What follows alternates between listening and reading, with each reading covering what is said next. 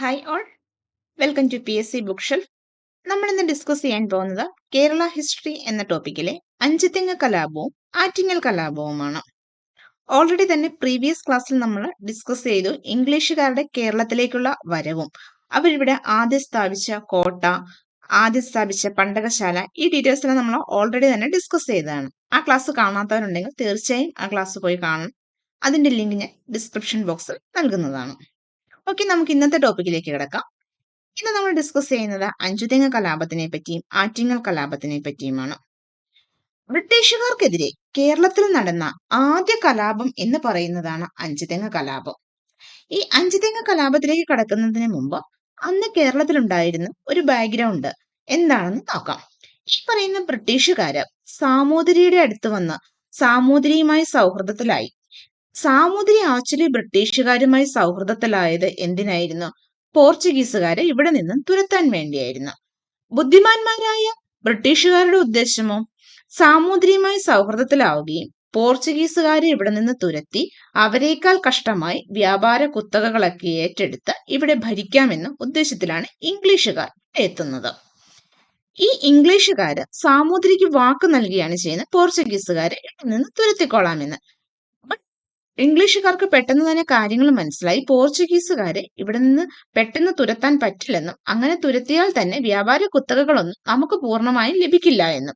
അതുകൊണ്ട് ഇവരെന്ത് ചെയ്തു? ബ്രിട്ടീഷുകാരും പോർച്ചുഗീസുകാരും തമ്മിലൊരു ടേംസിലെത്തി. ഇത് മനസ്സിലാക്കിയ സാമൂതിരി ബ്രിട്ടീഷുകാർക്ക് സഹായങ്ങളൊന്നും ചെയ്തു കൊടുക്കാൻ തയ്യാറായില്ല. അതുകൊണ്ട് തന്നെ ബ്രിട്ടീഷുകാരെ ഏകദേശം അവർക്ക് ഈ പറയുന്ന കോഴിക്കോടും കൊച്ചിയും ഒക്കെ ഏകദേശം ഒരു വ്യാപാര കച്ചവടങ്ങൾക്കൊക്കെ കിട്ടുന്നുണ്ട്. എന്നാൽ തിരുവിതാംകൂറിലേക്ക് അത്രയ്ക്ക് കൈ കടത്താൻ ബ്രിട്ടീഷുകാർക്ക് സാധിച്ചിരുന്നില്ല. ആ സമയത്താണ് തിരുവിതാംകൂറിലെ ഒരു രാജ്യമായിരുന്നു വേണാട് രാജ്യവുമായിട്ട് ബ്രിട്ടീഷുകാർ സൗഹൃദത്തിൽ ഏർപ്പെടുന്നത്. ഈ പറയുന്ന വേണാട് രാജ്യം അന്ന് ഭരിച്ചിരുന്നത് ആരാണ്? ഒരു റാണിയാണ് ഭരിച്ചിരുന്നത്. ഉമയമ്മ റാണിയാണ് ഭരിച്ചിരുന്നത്. വേണാട് രാജ്യത്തിന് മറ്റ് തിരുവിതാംകൂർ രാജ്യത്തിൽ നിന്നും കുറച്ച് മാറ്റങ്ങളൊക്കെ ഉണ്ടായിരുന്നു, കുറച്ച് സ്പെഷ്യാലിറ്റി ഉണ്ടായിരുന്നു. രാജ്യങ്ങളെക്കാൾ കൂടുതൽ അധികാരമുണ്ടായിരുന്നു. അതുപോലെ തന്നെ വിദേശ ശക്തികളുമായി വ്യാപാര ബന്ധത്തിൽ ഏർപ്പെടാനും സാധിക്കുമായിരുന്നു വേണാട് രാജ്യത്തിന്. പ്രധാന കാരണമായി ചരിത്രരേഖകളിൽ പറയുന്നത് വേണാട് രാജ്യം എന്ന് പറയുന്നത് തിരുവിതാംകൂർ രാജാക്കന്മാരുടെ ഭവനമായിട്ടാണ് കാണുന്നതെന്ന്. തീർച്ചയായിട്ടും ഒരു മാതൃഭവനമാകുമ്പോൾ അതിന് കുറച്ച് സ്പെഷ്യാലിറ്റി ഒക്കെ കൂടുതൽ ഉണ്ടാവുമല്ലോ. മറ്റു നാട്ടുരാജ്യങ്ങളിൽ നിന്നും അധികാരവും അവർക്ക് കൂടുതലുണ്ടാവുമല്ലോ. അതുകൊണ്ട് തന്നെ ഈ പറയുന്ന വേണാട് രാജ്യത്തിന് തിരുവിതാംകൂർ രാജാവിന്റെ അനുമതി ഇല്ലാതെ മറ്റ് വിദേശ ശക്തികളോ മറ്റ് രാജ്യങ്ങളോ ഒക്കെ ആയിട്ട് നാട്ടുരാജ്യങ്ങളോ അങ്ങനെ വ്യാപാര കുത്തകകളൊക്കെ നടത്താനുള്ള അധികാരമുണ്ടായിരുന്നു. അന്നത്തെ രാജ്ഞിയായിരുന്ന ഈ പറയുന്ന അഞ്ചുതെങ്ങ് കലാപം നടക്കുന്ന സമയത്ത് വേണാട് ഭരിച്ചിരുന്ന രാജ്ഞിയാണ് ഉമയമ്മ റാണി എന്ന് പറയുന്നത്. ഉമയമ്മ റാണി പോർച്ചുഗീസുകാരുമായി ഓൾറെഡി തന്നെ വ്യാപാര കരാറുകൾ ഉണ്ടായിരുന്നു. ഇംഗ്ലീഷുകാരും ഉമയമ്മ റാണിയും തമ്മിൽ ചെങ്ങാത്തത്തിലാവുകയും അവർ പതിയെ പതിയെ ഉമയമ്മ റാണിയിൽ നിന്നും വ്യാപാര കുത്തക ഏറ്റെടുക്കാൻ ട്രൈ ചെയ്യുകയും ചെയ്യുന്നു. അതിന്റെ ഭാഗമായിട്ടാണ് ഇവർ ആദ്യം അഞ്ചുതെങ്ങ് കോട്ട സ്ഥാപിക്കുകയും അഞ്ചുതെങ്ങിൽ പണ്ടകശാല സ്ഥാപിക്കുകയും ഒക്കെ ചെയ്തത്. പതിയെ ഇതൊക്കെ സ്ഥാപിച്ചതിന് ശേഷം അവരെന്ത് ചെയ്തു? അവിടുത്തെ കുരുമുളക് കച്ചവടത്തിന്റെ വ്യാപാര കുത്തക അങ്ങ് ഏറ്റെടുത്തു. ഇങ്ങനെ വ്യാപാര കുത്തക ഏറ്റെടുത്തു കഴിഞ്ഞപ്പോൾ സാധാരണ ജനങ്ങൾ അതിൽ ായി. അത് സ്വാഭാവികം മാത്രമാണല്ലോ. കാരണം സാധാരണ ജനങ്ങളുടെ ഏറ്റവും വലിയൊരു വരുമാന മാർഗമായിരുന്നു കുരുമുളക് കച്ചവടം. കുരുമുളക് കച്ചവടത്തിൽ തങ്ങൾക്ക് ലഭിക്കുന്ന ലാഭത്തിന്റെ നല്ലൊരു ശതമാനവും ബ്രിട്ടീഷുകാർ വന്നതോടുകൂടി ഇല്ലാതെയായി. അതിൽ പ്രകോപിതരായ സാധാരണ ജനങ്ങൾ അഞ്ചുതെങ്ങ് കോട്ട, അതായത് ബ്രിട്ടീഷുകാര് ഇന്ത്യയിലെ തന്നെ ആദ്യത്തെ കോട്ടയാണല്ലോ അഞ്ചുതെങ്ങ് കോട്ട. ഈ പറയുന്ന അഞ്ചുതെങ്ങ് കോട്ട എന്നാണ് പണി കഴിപ്പിച്ചത്? നമ്മൾ പ്രീവിയസ് ക്ലാസ്സിൽ പറഞ്ഞതാണ് 1695 പണി കഴിപ്പിച്ചത്. ഈ 1695 പണി കഴിപ്പിച്ച അഞ്ചുതെങ്ങ് കോട്ട വളയുകയും അവര് സാധാരണ ജനങ്ങൾ അവിടെ കുറച്ച് അക്രമങ്ങളൊക്കെ നടത്തുകയും ചെയ്തു. അതാണ് അഞ്ചുതെങ്ങ് കലാപം എന്നറിയപ്പെടുന്നത്. അഞ്ചുതെങ്ങ് കലാപം ബട്ട് നടന്ന 1697 കോട്ടയം 95 പണി കഴിപ്പിച്ചത്. അഞ്ചുതെങ്ങ് കലാപം ഒരു സംഘടിത കലാപം അല്ലാതിരുന്നത് കൊണ്ട് തന്നെ ബ്രിട്ടീഷുകാർക്ക് ഈസി ആയിട്ട് അടിച്ചമർത്താൻ സാധിച്ചു. അതാണ് അഞ്ചുതെങ്ങ് കലാപം എന്ന് പറയുന്നത്. ഓക്കെ, ഇനി നമുക്ക് ഇതിന്റെ ഓരോ പോയിന്റ്സ് ആയിട്ട് നോക്കാം. ബ്രിട്ടീഷുകാർക്കെതിരെ കേരളത്തിൽ നടന്ന ആദ്യ കലാപമാണ് അഞ്ചുതെങ്ങ് കലാപം. കേരളത്തിൽ മാത്രമല്ല കേട്ടോ, ഇന്ത്യയിൽ തന്നെ ആദ്യം നടന്ന കലാപമാണ് അഞ്ചുതെങ്ങ് കലാപം. അഞ്ചുതെങ്ങ് കലാപം നടന്ന വർഷം 1697. ഇനി ഈ അഞ്ചുതെങ്ങ് എന്ന് പറയുന്നത് ഇന്ന് സ്ഥിതി ചെയ്യുന്നത് തിരുവനന്തപുരം ജില്ലയിലാണ്. ഓക്കെ, അഞ്ചുതെങ്ങ് കലാപം നടക്കുന്ന സമയത്ത് അവിടുത്തെ റാണി ആണ് ഉമയമ്മ റാണി. അഞ്ചുതെങ്ങിൽ പണ്ടകശാലയും നിർമ്മിക്കാനുള്ള അനുമതി നൽകി. ഓൾറെഡി തന്നെ നമ്മൾ പറഞ്ഞു കഴിഞ്ഞ കാര്യമാണത്. തിരുവിതാംകൂറിലെ ആദ്യ ബ്രിട്ടീഷ് സൈനിക കേന്ദ്രമാണ് അഞ്ചുതെങ്ങ് കോട്ട. നമ്മൾ പറഞ്ഞല്ലോ, തിരുവിതാംകൂറിലെ ഇന്ത്യയിലെ തന്നെ ആദ്യത്തെ ബ്രിട്ടീഷുകാരുടെ കോട്ടയാണ് അഞ്ചുതെങ്ങ് കോട്ട എന്ന് പറയുന്നത്. ഇനി 1690 അഞ്ചുതെങ്ങ് പണ്ടകശാലയും 1695 അഞ്ചുതെങ്ങ് കോട്ടയുടെയും നിർമ്മാണം പൂർത്തിയായി. ബ്രിട്ടീഷുകാർ കൂടുതൽ സൗകര്യങ്ങൾ അനുവദിച്ചു കൊടുക്കുകയും കുരുമുളക് വ്യാപാരം, നോട്ട് ദി പോയിന്റ്, കുരുമുളക് വ്യാപാരം പ്രീവിയസ് ഇയർ ക്വസ്റ്റ്യൻ ആണ്. എന്തുകൊണ്ടാണ് അഞ്ചുതെങ്ങ് കലാപം ഉണ്ടായത്, അല്ലെങ്കിൽ അഞ്ചുതെങ്ങ് കലാപത്തിന്റെ കാരണം എന്തായിരുന്നു എന്നത്. കുരുമുളക് വ്യാപാരം ഇംഗ്ലീഷുകാർ ഏറ്റെടുത്തു, അല്ലെങ്കിൽ ഇംഗ്ലീഷുകാർക്ക് അന്നത്തെ വേണാട് റാണിയായിരുന്ന ഉമയമ്മ റാണി നൽകി. ഇതിൽ സ്ഥലവാസികൾ പ്രകോപിതരായി. ആ സ്ഥലവാസികൾ എന്ത് ചെയ്തു? അഞ്ചുതെങ്ങിലെ ഫാക്ടറി ആക്രമിച്ചു. ഇതാണ് അഞ്ചുതെങ്ങ് കലാപം. ഓക്കെ, അഞ്ചുതെങ്ങ് കലാപത്തിനെ പറ്റി ഒരു ഐഡിയ കിട്ടിയില്ലേ? മെയിൻ പോയിന്റ്സ് ഏതൊക്കെയാണ്? ഇന്ത്യയിലെ തന്നെ ആദ്യ കലാപം 1697 നടന്നു. അന്ന് വേണാട് രാജ്ഞി എന്ന് പറയുന്നത് ഉമയമ്മ റാണിയാണ്. പിന്നെ അഞ്ചുതെങ്ങ് കോട്ടയും അഞ്ചുതെങ്ങ് പണ്ടകശാലയുടെയും കാര്യം. ഇതിലെല്ലാം ഏറ്റവും ഇമ്പോർട്ടന്റ് അഞ്ചുതെങ്ങ് കലാപത്തിന് കാരണം എന്തായിരുന്നു എന്നുള്ളത്. കുരുമുളക് വ്യാപാരം ഇംഗ്ലീഷുകാർ ഏറ്റെടുത്തത്, അല്ലെങ്കിൽ കുരുമുളക് വ്യാപാര കുത്തക അന്നത്തെ വേണാട് രാജ്ഞിയായിരുന്ന ഉമയമ്മ റാണി ഇംഗ്ലീഷുകാർക്ക് നൽകിയത്. ഓക്കെ, ഇത്രയുമാണ് നമ്മൾ അഞ്ചുതെങ്ങ് കലാപം എന്നതിൽ ഓർത്തിരിക്കേണ്ടത്. അടുത്തത് നമ്മൾ നോക്കേണ്ടത് ആറ്റിങ്ങൽ കലാപം എന്നതാണ്. ഇപ്പൊ നമ്മൾ ഓൾറെഡി തന്നെ പറഞ്ഞു കഴിഞ്ഞു, ഈ അഞ്ചുതെങ്ങ് കലാപം നടക്കുന്ന സമയത്ത് ഉമയമ്മ റാണി ബ്രിട്ടീഷുകാരുമായി വ്യാപാര കുത്തകകൾ, അതായത് മെയിൻ ആയിട്ട് കുരുമുളകിന്റെ വ്യാപാരം ഇംഗ്ലീഷുകാർക്ക് നൽകിയതാണ് എന്ന് പറഞ്ഞല്ലോ. അതിൽ സ്ഥലവാസികൾ പ്രകോപിതരുമായിരുന്നു. പക്ഷെ ഈ കലാപം നമുക്ക് വിജയിക്കാൻ സാധിച്ചില്ല. ഒരു സംഘടിത കലാപം ഒന്നും അല്ലാതിരുന്നത് കൊണ്ട് തന്നെ ബ്രിട്ടീഷുകാർ അത് ഈസി ആയിട്ട് അടിച്ചമർത്തി അവര് പറഞ്ഞ കാര്യവും ജയിച്ച് അവര് പോയി. അവര് കുരുമുളകിന്റെ വ്യാപാര കുത്തകയും ഏറ്റെടുത്ത് അവരുടെ കാര്യം നോക്കി പോയി. പിന്നെ അതിനുശേഷമാണ് ആറ്റിങ്ങൽ കലാപം നടക്കുന്നത്. ഇങ്ങനെ ഇവര് ഈ വ്യാപാര കുത്തകയൊക്കെ ഏറ്റെടുത്ത് കഴിഞ്ഞിട്ടുണ്ടെങ്കിൽ സാധാരണ ജനങ്ങൾക്ക് മനസ്സിലായി നമുക്കിനി ഇവിടെ ജീവിക്കാൻ കുറച്ച് ബുദ്ധിമുട്ടാണെന്ന്. അങ്ങനെ സംഘടിതമായ ഒരു കലാപം നടക്കുകയാണ് ചെയ്യുന്നത്. അതാണ് ആറ്റിങ്ങൽ കലാപം എന്ന് പറയുന്നത്. അപ്പൊ അവിടുത്തെ ഫസ്റ്റ് പോയിന്റ് എന്താണ്? തിരുവിതാംകൂറിലെ അല്ലെങ്കിൽ ഇന്ത്യയിലെ തന്നെ ആദ്യ സംഘടിത കലാപം, ബ്രിട്ടീഷുകാർക്കെതിരെ ഉണ്ടായ ആദ്യ സംഘടിത കലാപമാണ് ആറ്റിങ്ങൽ കലാപം എന്ന് പറയുന്നത്. ഈ ആറ്റിങ്ങൽ കലാപത്തിലേക്ക് കടക്കുന്നതിന് മുമ്പ് ആറ്റിങ്ങൽ കലാപത്തിന്റെ പശ്ചാത്തലം എന്താണെന്ന് നോക്കാം. ഈ പറയുന്ന ബ്രിട്ടീഷുകാര് ഉമയമ്മ റാണിയിൽ നിന്നും കുരുമുളക് വ്യാപാരമൊക്കെ ഏറ്റെടുത്തില്ലേ. അപ്പൊ ഉമയമ്മ റാണിയുമായിട്ട് ഒരു കരാറുണ്ടായിരുന്നു. കുറച്ച് കണ്ടുകാഴ്ചകളൊക്കെ തന്നുകൊള്ളാം, കുറച്ച് ഗിഫ്റ്റ് ഒക്കെ തന്നുകൊള്ളാം, അതായത് കൃത്യമായ ഒരു സമയത്തില് ഈ പറയുന്ന ഗിഫ്റ്റ് ഒക്കെ തന്നുകൊള്ളാം എന്ന് പറഞ്ഞ് ഉമയമ്മ റാണിയെ അതിൽ പ്രലോഭിപ്പിച്ചാണ് ബ്രിട്ടീഷുകാര് ഈ പറയുന്ന കച്ചവടമൊക്കെ ഏറ്റെടുത്തത്. ഈ കച്ചവടമൊക്കെ ഏറ്റെടുത്ത് കുറച്ചു കാലം കഴിഞ്ഞപ്പോഴും ബ്രിട്ടീഷുകാർ അവരുടെ തനി സ്വഭാവം കാണിക്കാൻ തുടങ്ങി. കൃത്യമായിട്ടൊന്നും ഈ ഗിഫ്റ്റോ അല്ലെങ്കിൽ ഈ കണ്ടുകാഴ്ച തരാമെന്ന് പറഞ്ഞ സാധനങ്ങളൊന്നും തരാതെയായി. അങ്ങനെ പലവട്ടം ഉമയമ്മ റാണി ബ്രിട്ടീഷുകാരോട് ആവശ്യപ്പെട്ടു. അങ്ങനെ ബ്രിട്ടീഷുകാർ പറഞ്ഞു 1721 ഏപ്രിൽ മാസം 14-ാം തീയതി, അതായത് നമ്മുടെ വിഷുദിനം ഉണ്ടല്ലോ, വിഷുദിനത്തിന് ഞങ്ങൾ കുറച്ച് കണ്ടുകാഴ്ചകളൊക്കെ ആയിട്ട് റാണിയെ കാണാൻ വരുന്നുണ്ടെന്ന് പറഞ്ഞു. ഈ വിവരം എന്ത് ചെയ്തെന്നറിയാവോ? അപ്പം ഓൾറെഡി തന്നെ അവിടുത്തെ നോർമൽ ആയിട്ടുള്ള സാധാരണ ആളുകളുണ്ടല്ലോ, അവരടങ്ങി നിൽക്കുകയാണല്ലോ.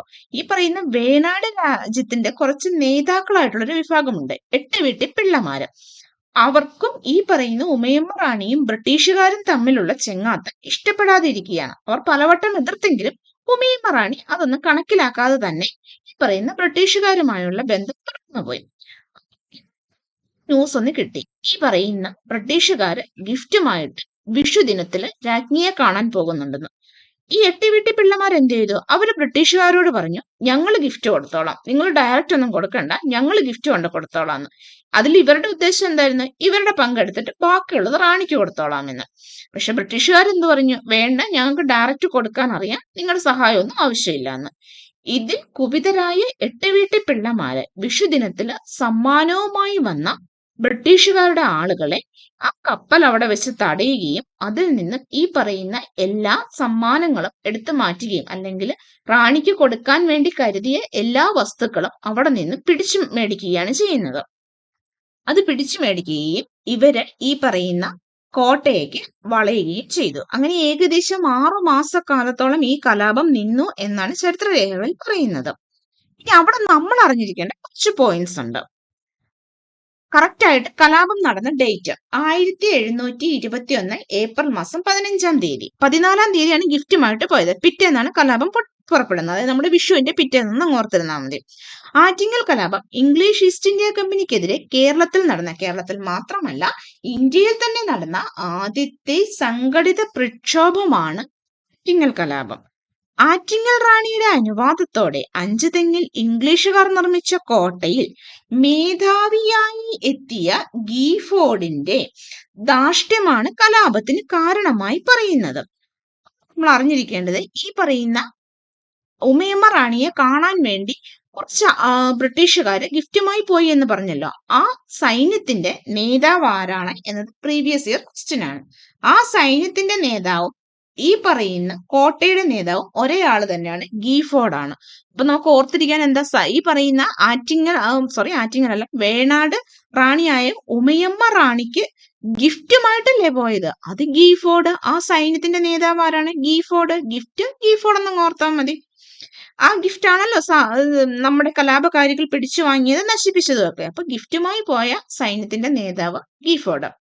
ഓക്കെ, ഇങ്ങനെ ഈ ഗീഫോർഡിനെ ഉൾപ്പെടെ ഈ കലാപകാരികൾ ഗിഫ്റ്റ് ഒക്കെ വാങ്ങി നശിപ്പിച്ചതിന് ശേഷം ഈ പറയുന്ന ബ്രിട്ടീഷുകാരെ, ആ ഒരു സൈന്യത്തിലുണ്ടായിരുന്ന ബ്രിട്ടീഷുകാരെ എല്ലാം വധിക്കുകയും ഗീഫോർഡിനെ ഉൾപ്പെടെയാണ്, അതായത് അവരുടെ സൈന്യത്തിന്റെ നേതാവായ ഗീഫോർഡിനെ ഉൾപ്പെടെ വധിക്കുകയാണ് ചെയ്യുന്നത്. അതിനുശേഷം അവര് പോയി കോട്ട കീഴടക്കാനാണ് ശ്രമിച്ചത്. ആ കോട്ടയുടെ അധിപന്മാരായുണ്ടായിരുന്ന കുറച്ചു പേരുണ്ടായിരുന്നു, അല്ലെങ്കിൽ ആ കോട്ട നോക്കി നടത്തുന്ന കുറച്ചു പേരുണ്ടായിരുന്നു, അവരെയും വധിച്ചു.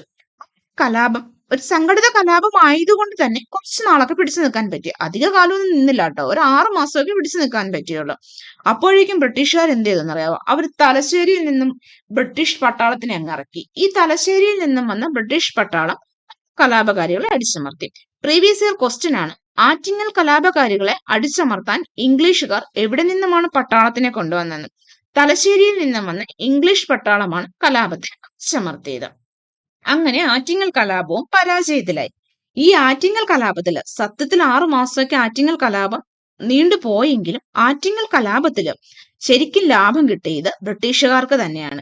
ഇവരെന്ത് ചെയ്തു? കലാപമൊക്കെ അടിച്ചമർത്തി കഴിഞ്ഞപ്പോ ഉമയമ്മ റാണിയോട് പറഞ്ഞു, ഞങ്ങൾക്ക് കലാപത്തില് ഒരുപാട് നാശനഷ്ടങ്ങളൊക്കെ സംഭവിച്ചിട്ടുണ്ട്, ഈ നാശനഷ്ടങ്ങളൊക്കെ റാണി തന്നെ നികത്തി തരണം. ഞങ്ങൾക്കുണ്ടായ നാശനഷ്ടങ്ങളെല്ലാം നികത്തി അതോടൊപ്പം തന്നെ ഇവര് ബുദ്ധിപരമായിട്ടൊരു കാര്യവും കൂടി നേടിയെടുത്ത്, എവിടെ വേണമെങ്കിലും ഞങ്ങൾക്ക് പണ്ടകശാല അല്ലെങ്കിൽ ഫാക്ടറി നിർമ്മിക്കാനുള്ള അധികാരം തരണമെന്ന്. അങ്ങനെ ആ ഒരു അധികാരവും കൂടി റാണിയിൽ നിന്നും വാങ്ങിയെടുത്തു.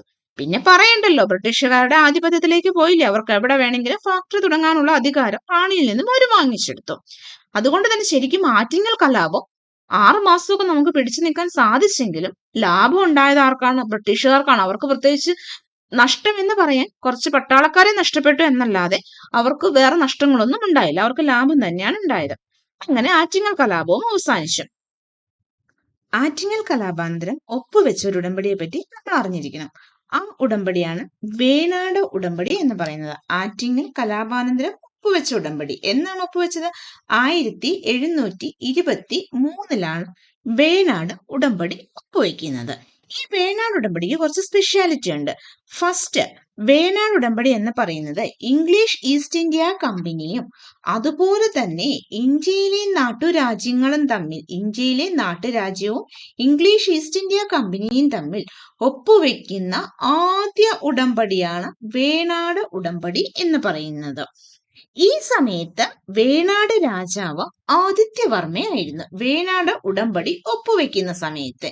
എന്നിരുന്നാലും വേണാട് ഉടമ്പടിയിൽ ഒപ്പുവെച്ചത് പിൽക്കാലത്ത് തിരുവിതാംകൂർ രാജാവാകേണ്ടിയിരുന്ന മാർത്താണ്ഡവർമ്മയും അന്നത്തെ ബ്രിട്ടീഷ് പ്രതിനിധിയായ അലക്സാണ്ടർ ഓമും കൂടി ആണ് വേണാട് ഉടമ്പടി ഒപ്പുവെച്ചത്. ഓക്കെ, വേണാട് ഉടമ്പടി 1723 ഇന്ത്യൻ നാട്ടുരാജ്യവും ഈസ്റ്റ് ഇന്ത്യ കമ്പനിയും തമ്മിൽ ഒപ്പുവെക്കുന്ന ആദ്യ ഉടമ്പടി ആരൊക്കെ തമ്മിലാണ് ഒപ്പുവെച്ചത്? മാർത്താണ്ഡവർമ്മയും അലക്സാണ്ടർ ഓമും.